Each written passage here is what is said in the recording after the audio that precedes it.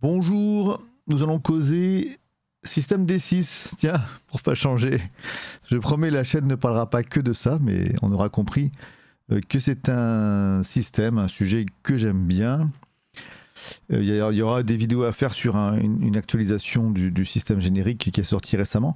Mais là, c'est la planète des singes que je voudrais aborder. Je n'ai pas participé au crowdfunding pour la version complète que je n'ai pas vu passer en fait à l'époque où c'est sorti. Mais j'ai vu passer une vidéo sur le sujet, sur je ne sais plus quelle chaîne YouTube.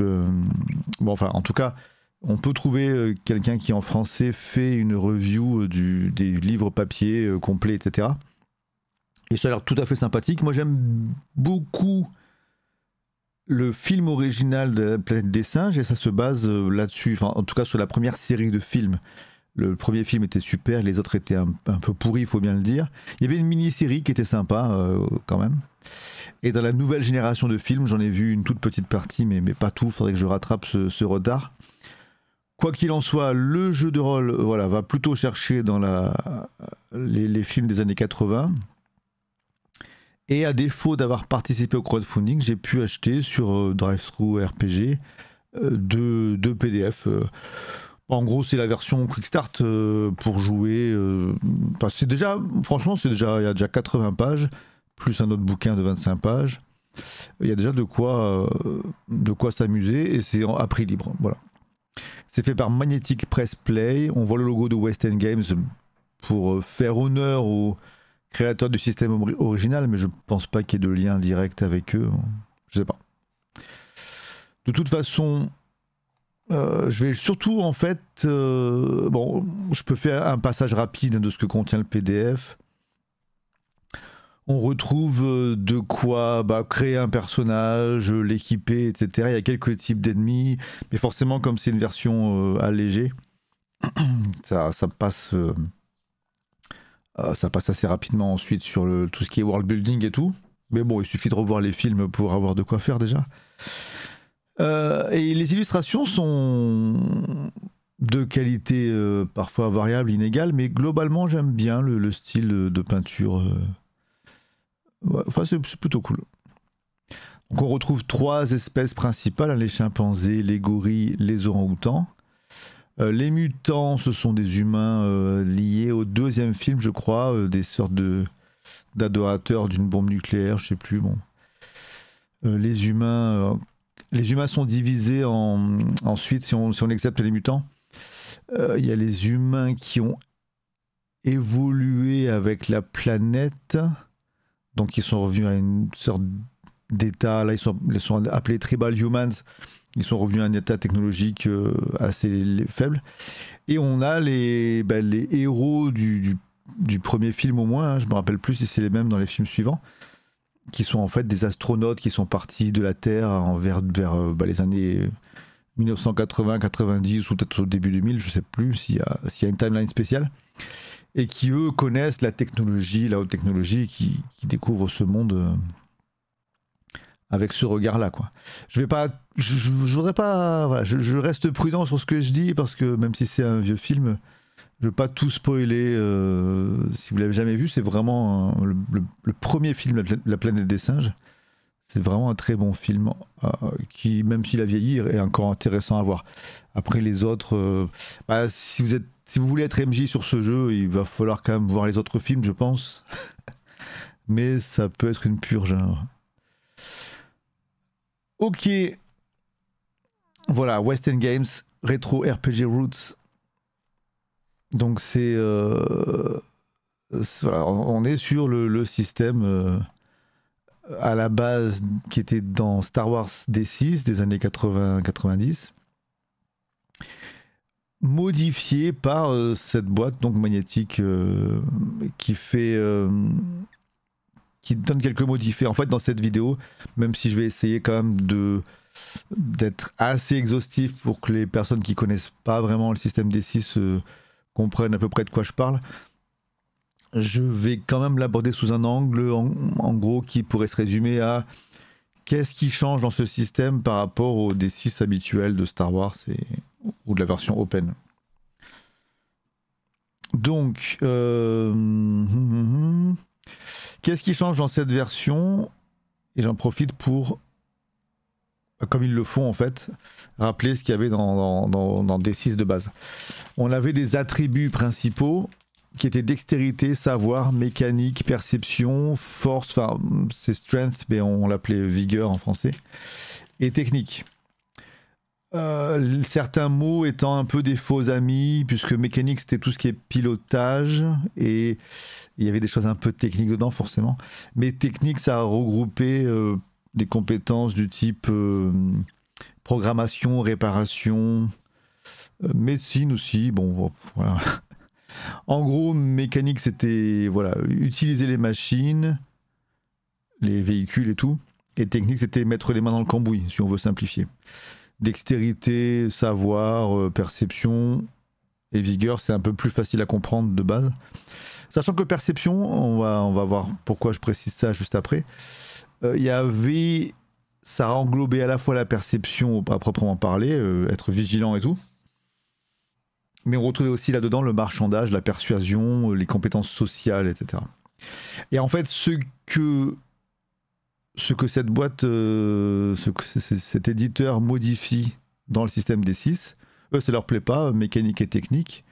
Donc, ils modifient ce que couvre chaque attribut pour dire que ce qu'il y avait dans technique, ça va tomber dans savoir et technique, et il y aura un petit mélange qui va être fait, pour laisser la place à un attribut qui donc va remplacer l'attribut technique, et qui s'appelle willpower, qu'on pourrait traduire par volonté, qui sera à la fois à force d'esprit, la détermination, mais en vrai c'est là aussi qu'ils mettent les compétences sociales au final.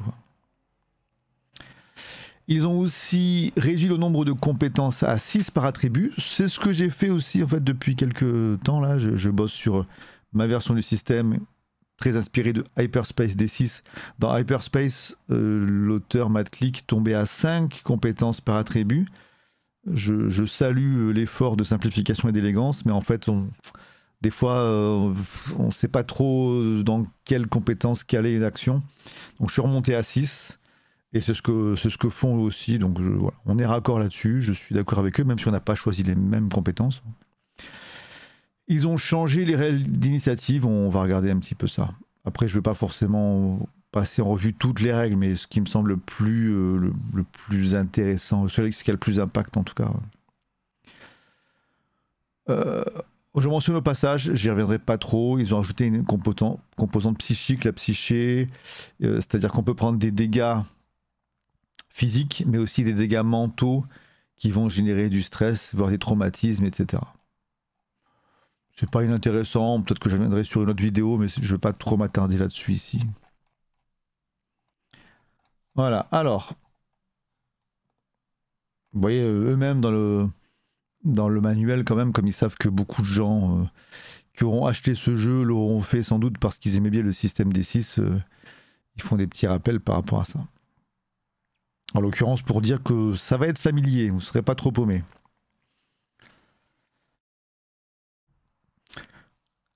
Alors voyons ce qui... Donc je ne vais pas passer en détail ce qui est un peu évident. Dans dextérité, on a l'acrobatie, etc. Enfin, quoique, ils ont quand même mis la mêlée, le combat au corps à corps dans dextérité, ce qui autrefois, enfin dans les versions classiques, est plutôt dans vigueur. Et ce que j'aime pas non plus, ça pose problème. Je suis d'accord avec eux que ça mérite d'être modifié, mais... On est sur un système des 6, dans tous les cas, il n'y a jamais de solution parfaite, mais on essaie d'améliorer ça petit à petit. Dans le savoir, ils ont mis l'espionnage, la survie, la technique, donc c'est là qu'on voit les modifications pour pouvoir supprimer l'attribut technique.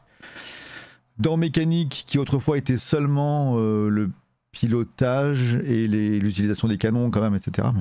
Là, on retrouve démolition, qui était dans technique avant. Engineer qui va être un peu comme Repair, Disable, voilà.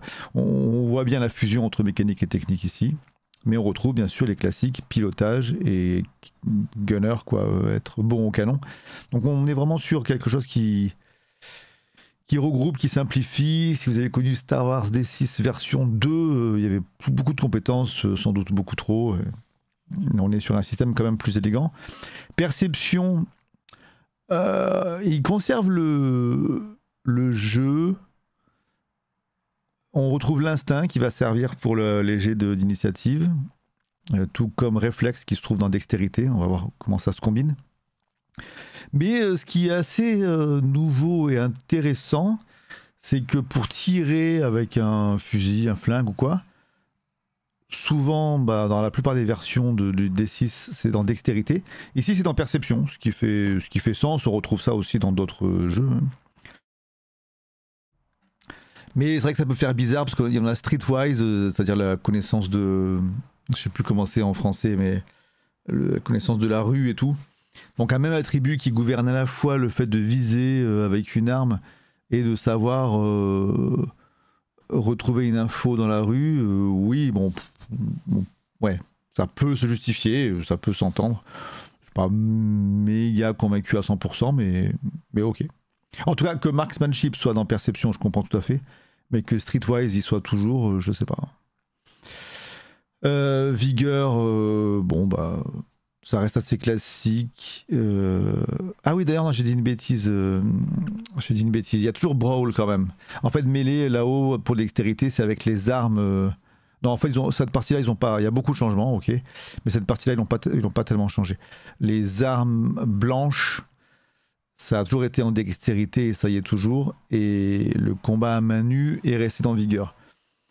Ce dont je suis pas méga fan, mais enfin à la limite pour la lutte. Bon, je vais pas trop m'épancher sur mes choix personnels. Je remarque juste que dans ce qu'ils ont fait, ce qui est intéressant, c'est que on a les 3 compétences de combat habituelles sont dans 3 attributs différents. Donc personnage qui aura beaucoup en dextérité sera bon en arme blanche, beaucoup en perception sera bon en tir, et quelqu'un qui est bon en vigueur sera bon en combat main nue. Donc pourquoi pas. Et le nouvel attribut volonté, willpower, donc lui il est entièrement nouveau, mais il va retrouver des compétences qu'on connaissait, hein, qui étaient... Donc qui sont bargain, le marchandage, charm, on va dire que c'est la persuasion, commandement, con c'est le fait de mentir, de se faire passer pour quelqu'un d'autre ou quoi, je sais plus comment ça s'appelle en français. Grid, c'est une création qu'on va détailler ensuite. Et intimidation, qui a traditionnellement été dans vigueur. Les niveaux de difficulté sont les mêmes que dans Star Wars D6, donc on a le maximum à 30. On pourrait avoir des difficultés plus élevées, mais en tout cas on considère que 30, ça s'appelait héroïque dans Star Wars, ici c'est extrêmement difficile. Ce qui n'est pas inintéressant, c'est qu'ils ont fait des tranches de succès et d'échecs. Je sais pas si... Enfin, c'est pas mal. Disons qu'en fait, en gros, si on arrive... Normalement, dans les systèmes D6, si la difficulté est de 15 et que je lance mes dés d'attributs plus compétences, si j'arrive à 15 pile poil, normalement, j'ai réussi traditionnellement. Ici, si on tombe pile poil, c'est une réussite partielle. Le personnage obtient ce qu'il veut, mais avec un inconvénient. Et la réussite normale, c'est si on fait au moins +1 jusqu'au double de la difficulté. C'est-à-dire si j'ai dit que la difficulté de mon exemple elle était de 15, si je fais entre 16 et 30, j'ai un succès normal. Et ils ont rajouté aussi le super succès. Si je fais plus du double... D'ailleurs, il n'y a pas une erreur dans leur truc. Ouais, il y a une erreur, ouais. Parce que là, si je prends mon exemple, quand je fais 16 à 30, j'ai un succès ordinaire. Par contre, ils écrivent qu'il faut que je fasse 3 fois, donc c'est-à-dire si je garde mon truc, c'est 15 x 3, 45. Il faut que je fasse au moins 45 pour avoir une réussite exceptionnelle qui donne des avantages et tout.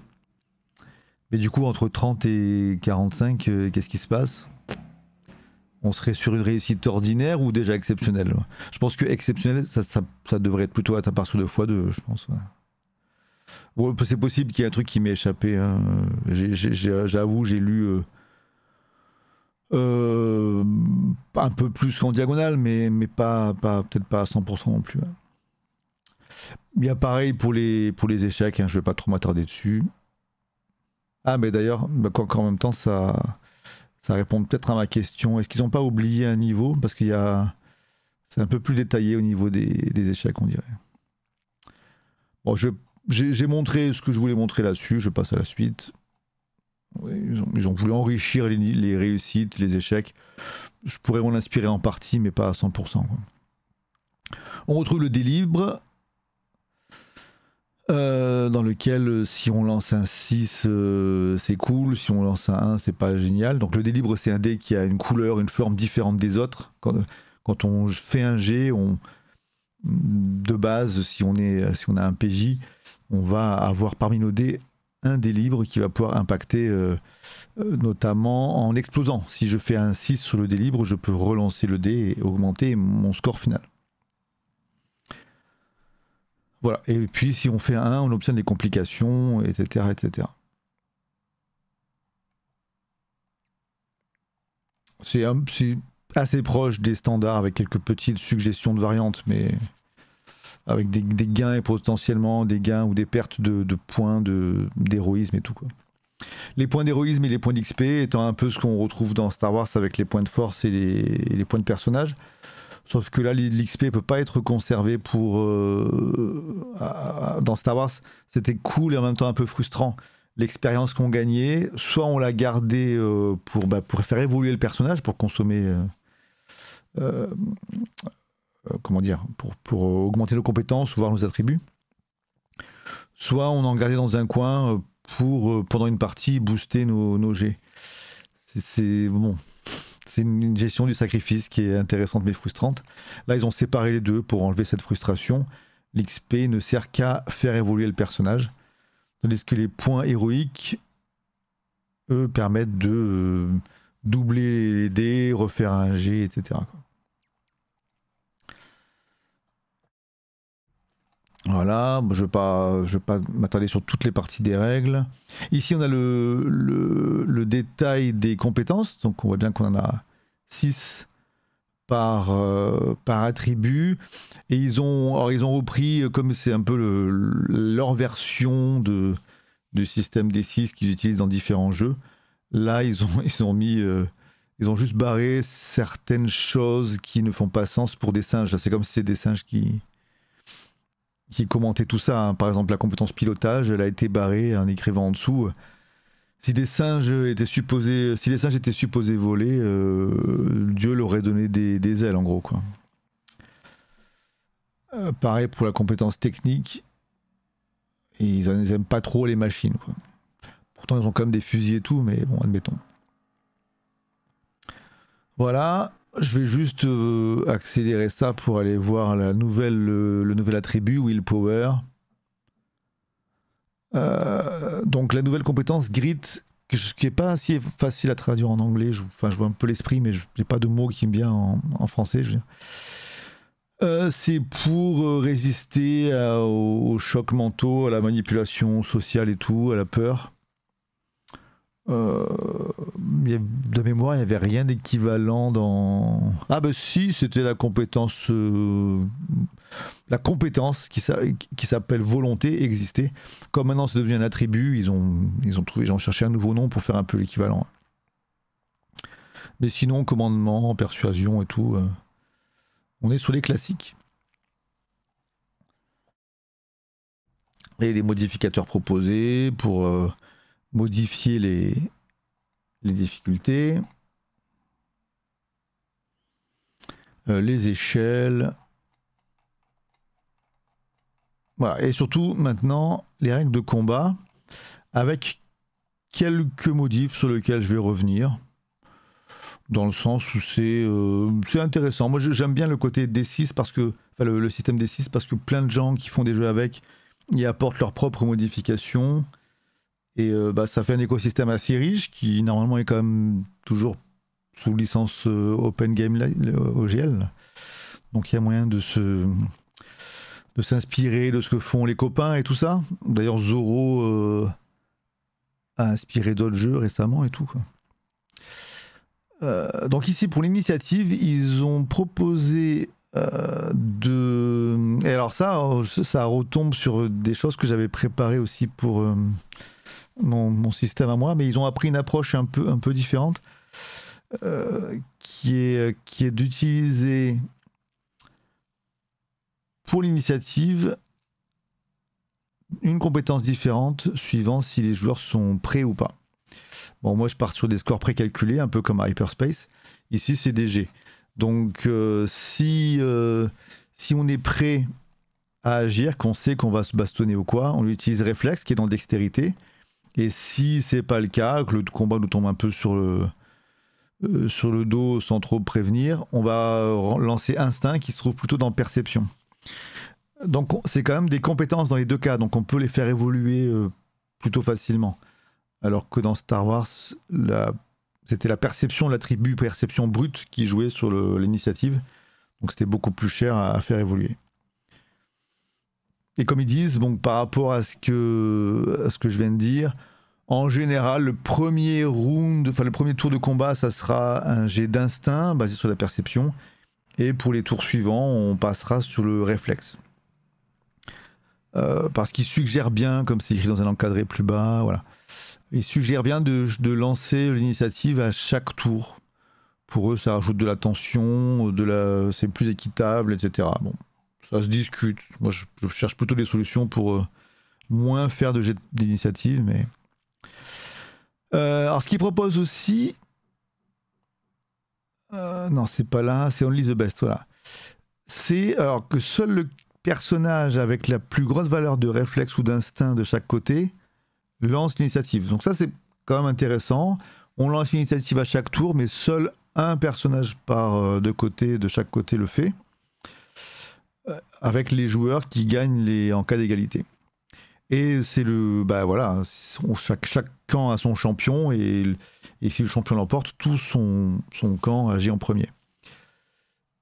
Oui, ok, on simplifie un peu, mais je trouve que c'est un avantage assez balèze d'avoir toute une équipe qui agit avant l'autre. Moi, dans ce vers quoi je vais en ce moment, je préfère avoir un premier tour où on fait les initiatives individuelles précalculées. Donc, ils sont sur la fiche de perso, c'est égal à temps, machin. Et donc, on peut avoir des initiatives intercalées entre amis. Et après le premier tour, on essaie de voir quel camp l'a emporté, quel camp prend l'avantage. Et c'est ce camp-là qui va avoir une initiative globale qui va agir en premier. Mais si dès le premier tour, il y a déjà un effet raz-de-marée, c'est un peu chaud, quoi. Voilà. C'était surtout ça que je voulais montrer, en fait. Hein. Je crois qu'on arrive... ils ont modifié un peu quand même, je crois, certains autres aspects de... on retrouve la défense psychique et tout, comme je disais, mais... Oui, ils ont quand même des défenses précalculées aussi. Suivant si on est surpris, prêt, et puis la défense mentale. Quelques modifs sur les mouvements. Bon, mais je pense que je vais pas tarder à stopper cette vidéo. Je vais quand même montrer un peu les autres pages, histoire de voir aussi les illustrations et ce qui est mentionné dans ce guide Quick Start. Je sais pas si je prendrai la version complète en PDF. Pour l'instant, elle n'était pas disponible sur Drive-Thru, donc j'ai pas eu le choix. Je sais pas. C'est vrai que c'est, comme je le disais, un univers que j'aime bien. Alors l'armure, c'est de l'armure qu'on peut stacker maintenant. Donc si on a un casque plus une combinaison, enfin on va un peu à la Warhammer ou pas mal de jeux, on peut finir par avoir beaucoup d'armure avec des éléments qui individuellement ne donnent jamais plus de 1D. Hein. Et plus on gagne en armure, plus on va perdre potentiellement en dextérité. Voilà, on retrouve des armes, dont le Manhunter, le fusil Manhunter. On est quand même sur un univers où ce sont les humains les proies désormais. Voilà, bon je pense que voilà, on arrive bientôt au bout avec une sorte de mini bestiaire. Des chimpanzés, gorilles, orang-outans proposés comme PNJ. Les attributs vont de 1D à 5D. Hein. Quelques animaux et plantes. Ici, il y a des plantes dangereuses et tout. Et ensuite, on va arriver aux fiches de perso bientôt, avec des personnages pré-tirés. Ah oui, il y a des tables de rencontres et tout, c'est pas mal. C'est pas extrêmement riche et complexe, mais il y a quand même de quoi générer des petits bouts d'aventure facilement. Hop, avec une première, enfin un exemple d'aventure et tout. Et voilà, et là on va arriver au. Ah là, les humains, ce sont des PNJ. Là, nous, on est invités à jouer les singes. Donc, on a les personnages pré-tirés qui sont là, avec plusieurs chimpanzés, gorilles. La majorité de gorilles, un orang-outan et 2 chimpanzés, hein, si je ne m'abuse. Je suis pas fan de la police de caractère qui est mignonne, mais pas toujours très lisible. Le 4 là, le 4 je suis pas fan. Bon, c'est pas dramatique, mais j'aime bien les effets esthétiques, mais quand c'est au détriment de la lisibilité, je suis beaucoup moins client. Mais bon. Mais globalement, c'est un bouquin plutôt agréable. Moi, c'est vrai que j'aime bien les PDF. Hein, je ne rechigne pas devant un beau livre, hein, mais je trouve ça assez pratique de pouvoir faire CTRL F pour chercher rapidement un mot, chimp, etc. etc. Je suis prêt à répondre à des questions s'il y en a qui n'ont pas forcément envie d'acheter le bouquin et qui veulent que je montre un peu plus. Hein. Je ne m'attarde pas du tout sur l'autre, le Planet Primer, qui je vais montrer vraiment en 2-2 hein, ce qu'on retrouve dedans, mais là on n'est pas sur des règles, mais plus sur du lore des personnages, quoi. Pas des, voilà. Mais c'est très court, hein, c'est 25 pages. C'est prix libre sur Drive-Thru, donc n'hésitez quand même pas à aller voir, même pour une petite somme, quitte à mettre plus après si vous voulez soutenir l'éditeur. À bientôt pour de nouvelles aventures autour du D6, mais pas que. Et je vous dis à une prochaine fois. Ciao.